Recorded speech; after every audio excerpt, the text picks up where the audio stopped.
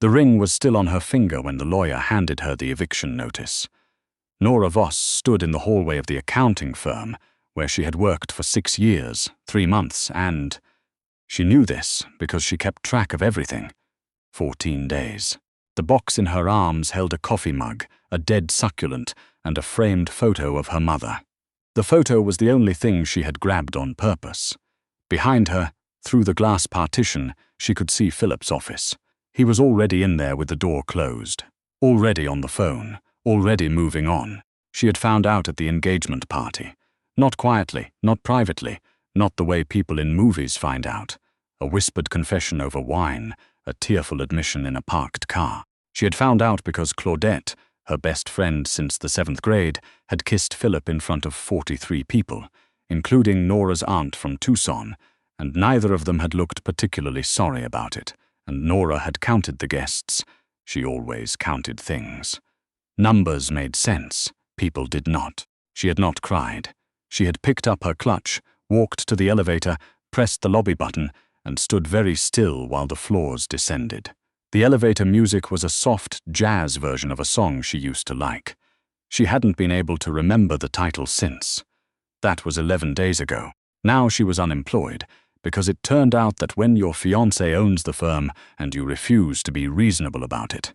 Reasonable, he had actually used that word, standing in the doorway of what used to be their shared apartment. Being reasonable meant smiling and staying, and pretending that Claudette wasn't now sitting at the desk 2 feet from his office window. The hallway smelled like printer toner and someone's microwaved lunch. Nora shifted the box to her hip and walked to the elevator. She pressed the button. She watched the numbers descend.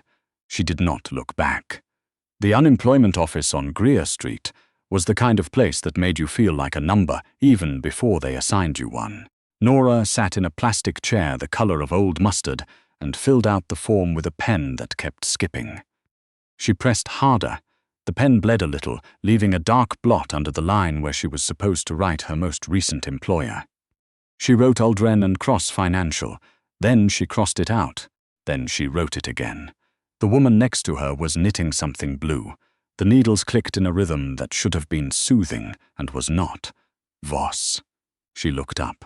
A clerk in a grey cardigan was holding a file folder and looking at her with the particular expression of someone who had seen everything and expected nothing. That's me. Window 3.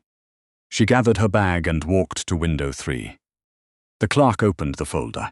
Nora noticed the file was thin. Everything about her life right now was thin.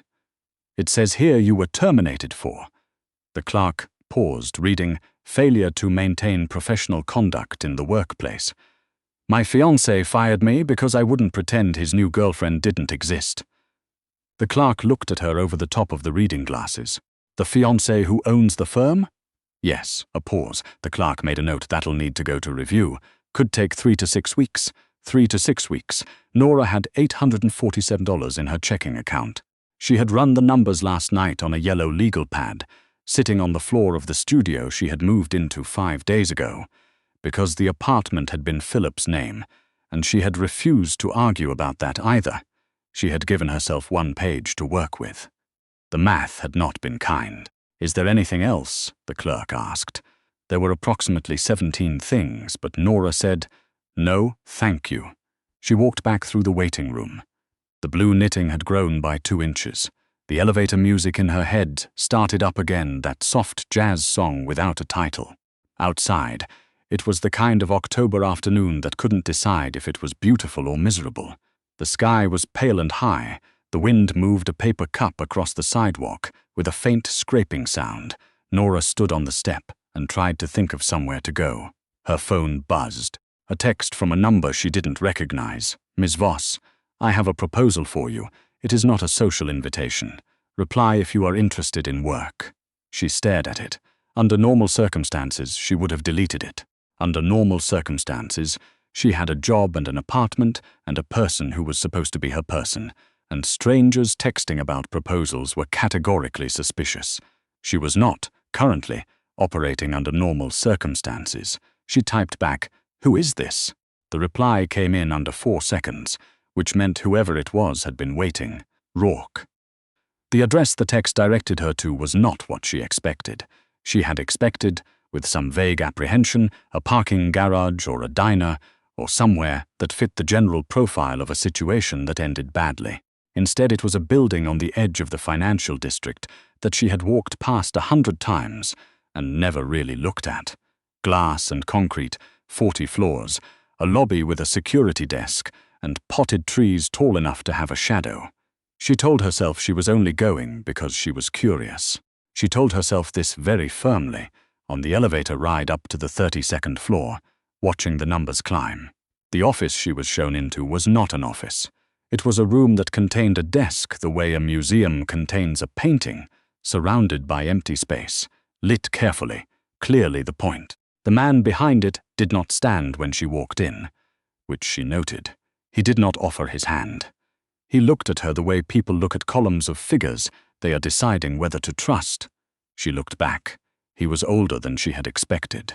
Not old, somewhere in the middle of the decade between 35 and 45, the kind of age that looks different depending on the light. His hair was dark with the first threads of grey at the temples. There was a scar running from the corner of his jaw to just below his ear, thin and white and old. His suit was the kind that cost more than her first 3 months' rent. He did not look like the kind of man who had ever been reasonable about anything. "Sit down, Miss Voss." She sat. "I'll be direct," he said. He had the particular stillness of someone who did not make unnecessary movements. "I need someone who is very good with numbers. Not someone who is adequate. Not someone who is competent. Someone who is exceptional, and who has the specific quality of not caring what those numbers are attached to. And you think that's me?" I looked at your record. You caught a $340,000 discrepancy in a client audit that 2 senior partners had missed for 3 years. You flagged it, you documented it, you reported it internally. He paused. And then you were quietly moved to a smaller portfolio and given no raise. She had not told anyone that. She had certainly not told a stranger in an office on the 32nd floor. "You did your homework," she said. "I always do." He set down the pen he had been holding. "I have a business. It is complex. It requires someone who can look at numbers that would make most accountants nervous and treat them as exactly that. Numbers. Not a moral question. Not a personal one." She understood what he was not saying. She had understood it from the moment she walked in and felt the particular weight of the room, the security in the lobby, the way the assistant who had met her at the elevator had very carefully not made eye contact. "What kind of business?" she asked, because she wanted to hear him say something true. "The kind that keeps its own ledger," Rourke said, "and needs someone to make sure that ledger is clean." A long pause. The city moved quietly outside the window, 32 floors down. "What does it pay?" she said. Something shifted in his expression. Not a smile, not quite. More like a recalibration. More than Aldrin and Cross. "Significantly. I'd want a contract, obviously. Specific with exit terms.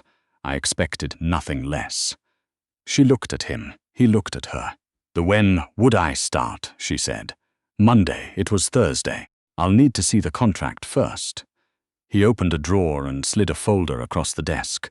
It was already prepared. She looked at the tab. Her name was typed on it. Voss N. With a date stamp from that morning, he had been very sure she would say yes. She hated that he was right. The first week, she didn't speak to him unless spoken to. The office she was given was smaller than the main one but had better light, which she suspected was intentional. She was given access to 2 sets of books. One that any auditor might reasonably examine, and one that she understood, without being told, was the one that actually mattered. She went through both with the same care she gave everything. She flagged 12 discrepancies in the first 3 days. All 12 were things that could have, over time, become very significant problems. She put her findings in a folder and left it on his desk Thursday morning. By Thursday afternoon, there was a handwritten note on her desk, no signature. Just, good. She put the note in her top drawer. She didn't examine why. The people who moved through the office were not the kind of people she had worked with before. They were quiet in a way that was not peaceful. They spoke in clipped exchanges and used last names exclusively, even among themselves. Nobody looked surprised by anything. Nobody asked her personal questions. One man, very large and very silent, brought her coffee every morning at exactly 8:15 without being asked, which she found both considerate and slightly unnerving. She started to learn the patterns. Who came in and how often, which numbers moved on which days. The geography of the operation, which was broader than she had initially understood. She worked later than anyone required her to. She didn't do it to impress. She did it because the numbers were, genuinely, interesting. The way a complicated puzzle is interesting. The way it is satisfying when things that should not balance somehow do. She did not think about Philip. She did not think about Claudette. She thought about the third column in the Eastern property ledger, which was hiding something she hadn't found yet. She found it on a Wednesday in her third week. She knocked on Rourke's office door at 7 in the evening, when the floor had mostly emptied. He was still there. She had not yet seen him leave before she did. "There's a pattern in the Eastgate accounts," she said, without preamble. "Someone has been skimming. Small amounts, irregular timing, the kind of thing designed to look like rounding errors." He looked up from his desk. "Over about 14 months, she continued, "they've moved approximately $218,000. Not to an outside account, somewhere internal. I haven't traced it yet, but I will." He was quiet for a moment. The lamp on his desk made a small circle of light. Outside, the city was going dark in its slow autumn way. How long to trace it? Maybe 3. He nodded once. "Do it." She turned to leave. "Voss." She stopped. "You said they," he said. "Not someone." She turned back. The timestamps on the entries shift in a very specific way. It's more than one person, at least 2. Coordinating. He said nothing. His expression did not change.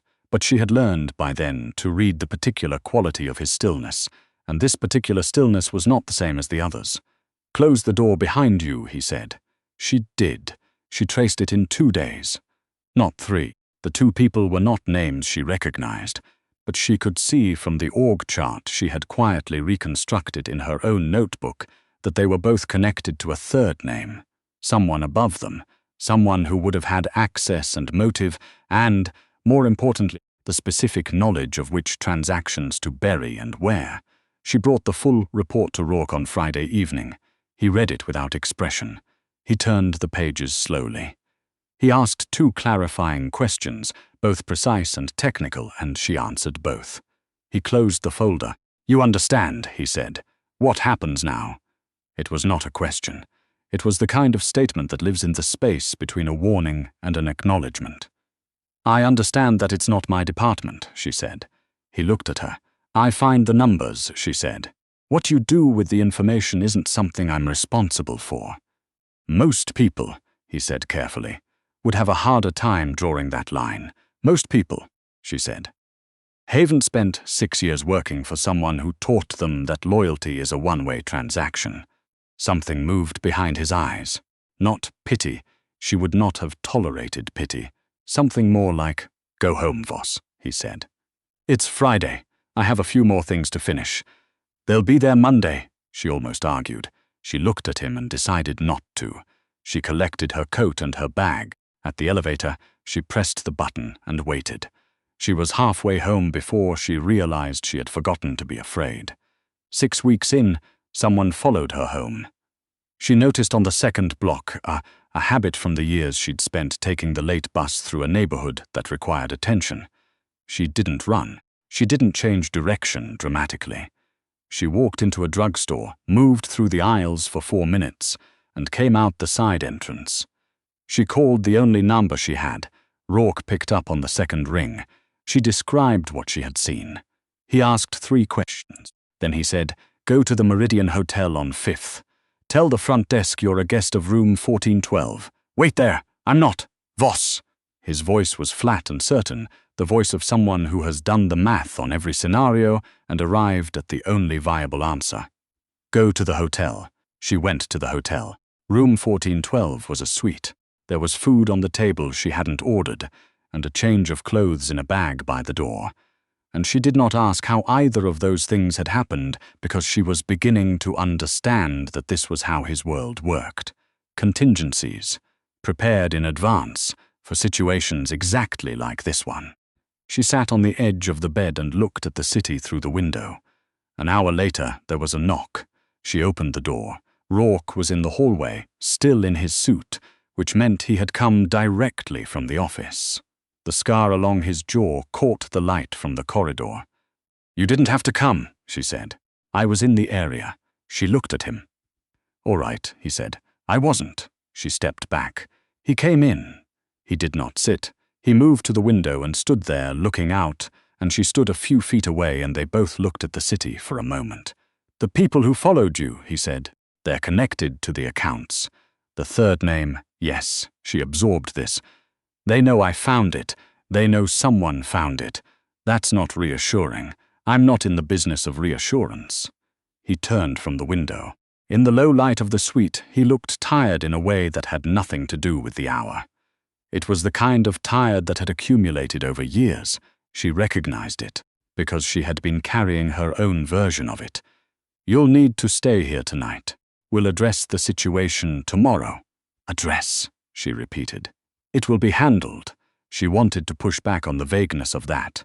She decided, looking at his face, that the vagueness was itself information, that there were things he would not tell her, not because he didn't trust her, but because he had made a decision, the same way she made decisions with numbers, that certain information had a cost, and he had calculated what he was willing to pay. "Okay," she said. He looked at her. Something shifted, not the recalibration she had seen that first day, but something slower and more careful. "You could have panicked tonight," he said. "Most people would have. I told you. I don't panic until the math is done." She sat down in the chair by the window. "I panicked at my engagement party. I used up my allocation." He was quiet. "That was a joke," she said. "I know." He almost said something else. She watched him decide not to. "There's food on the table. Get some sleep." He moved toward the door. "Rourke." He stopped. She didn't know what she had meant to say. There were several things she could have said, some of them practical, and some of them not. And she sat in the chair by the window and looked at the man who had handed her a contract on a Thursday when she had $847 in her account, and had not made her feel, not once in 6 weeks, like she was something to be managed or accommodated or handled. "Thank you," she said, "for coming." The pause was brief. "Get some sleep, Voss." He left. She sat for a while looking at the door. Then she reached for the food on the table, because she hadn't eaten since noon, and even in extraordinary circumstances, the body kept its own ledger. The situation, as Rourke had called it, was addressed over the following week in ways she was given only a partial accounting of, which she accepted. The third name disappeared from his circles entirely. The two others were moved to positions that were, she understood, significantly less comfortable. The numbers she had found were absorbed back into their correct columns. She kept working. She stopped waiting for the other shoe to drop. She stopped tallying up the ways the situation could go wrong. She did her job, and she did it well, and some mornings she sat at her desk with the third cup of coffee and looked at a column that had finally balanced and felt something that was not happiness, exactly, but was in the same family. She ran into Philip at a coffee shop in the third month. He was with Claudette. They were holding hands in the way people hold hands when they want to make sure someone else sees it. Nora ordered her coffee. She nodded at them because she was not impolite and she was not broken. On the walk back, she tried to remember why she had wanted to marry him. She could remember the reasons she had given herself, which had mostly been about stability and practicality, and the sense that at a certain age, the reasonable thing was to commit to a reasonable person. She could not remember, specifically, ever wanting him. Not the way you want something that costs you something. She thought about that for the rest of the walk. She was still thinking about it when she got back to the office and found Rourke standing at the window of her office, which he had never done before. "You were gone longer than usual," he said. "I ran into someone." He didn't ask who. She had learned he didn't ask questions he already suspected the answer to. She set her coffee down. She looked at him in her office, at the window that had become, over 3 months, familiar to her. The way the light fell in the afternoon, the particular angle of the city below. He looked different here, outside his own space. slightly less certain. She filed that away. "I've been thinking," she said, "about the Westfield portfolio. And there's a way to restructure the third ledger that would reduce exposure by about 40%. It would take some work, but it's clean. Actually clean, not just clean on paper." He turned from the window. "Show me," he said. She pulled up the files. He came to stand beside her desk, and they worked through the numbers, and she explained what she was seeing, and he asked the precise, technical questions she had come to expect. And it was, in its particular way, the most straightforward conversation she had experienced in recent memory. Numbers, both of them fluent in them. No performance, no management, no cruelty disguised as reasonableness. "An hour in," she said without looking up from the screen. "You came to the hotel yourself?" "Yes." "You didn't have to. You could have sent someone." "I could have." She looked up then. He was looking at the screen, not at her, but in the same way he had stood at the window, with that slightly different quality of stillness. The one that meant he was calculating something that was not a number. "Rourke," he looked at her. "Why did you come?" A pause, long enough to be an answer. "Because the math made sense," he said. She understood that. She understood it perfectly, which was the thing about talking to him. He spoke in a language she had always known and never found anyone fluent in. "Okay," she said. "Okay," he said. They went back to the numbers. Outside, the afternoon was doing its slow fall toward evening, the city settling into its next thing.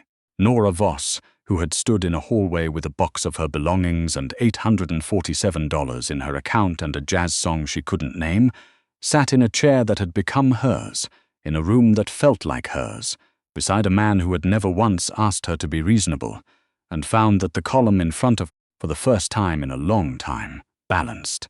She didn't say anything about it. Some things you just note in the margin and keep going.